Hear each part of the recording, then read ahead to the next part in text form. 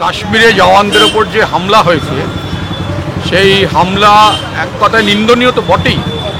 মানে এটা হচ্ছে কাপুরুষিত কাজ, মানে কাপুরুষরাই এরকম হামলা করে। তো এটা প্রমাণ হয়ে গেল যে পাকিস্তান এবং তার মদতপুষ্ট যে জঙ্গিরা তারা একেবারেই কাপুরুষ, এবং এই কাপুরুষদের তো সমুচিত শিক্ষা দিতে হবে। মানে বারবার এসে আঘাত করে পালিয়ে যাবে, এটা তো হতে পারে না। ফলে আমাদের ভারত রাষ্ট্রের উচিত যে পাকিস্তানকে এবার এমন একটি সমুচিত শিক্ষা দেওয়া যেন পাকিস্তান চিরকাল মনে রাখে, এবং পাকিস্তানের মদতপুষ্ট জঙ্গি গোষ্ঠীগুলিও যেন মনে রাখে, এবং দরকার হলে জঙ্গি জেরাগুলো গুড়িয়ে দিক, পাকিস্তানের সেনাবাহিনীকেও একটা ভালো শিক্ষা দিক ভারতীয় সেনাবাহিনী, যেটা চলতে পারে না। এবং এর আগে বারবার যতবার পাকিস্তান ভারতের সঙ্গে যুদ্ধে অবতীর্ণ হয়েছে ততবার পাকিস্তানকে হেরে বাড়ি ফিরতে হয়েছে।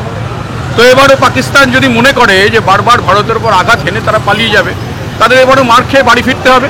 আর দ্বিতীয়ত হচ্ছে যে পাকিস্তানকে যেমন ভারতের শিক্ষা দেওয়া উচিত, সেটা যেমন ঠিক, তেমনি ভারতের ভেতরে পাকিস্তানের অনেক বন্ধু গা ডাকা দিয়ে বসে আছেন।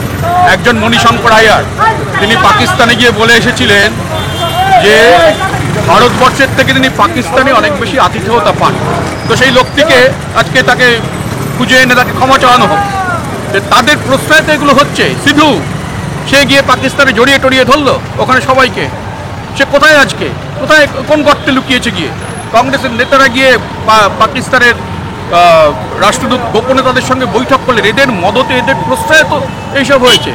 এখানে JNU যাদবপুর ইউনিভার্সিটিতে এই টুকরে গ্যাং যারা বারবার বলছেন কাশ্মীরকে আজাদ কর, তারা কোথায়?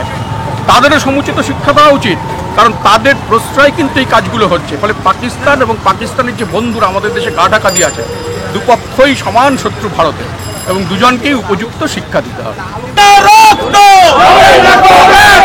ভারতীয় সেনা রক্ত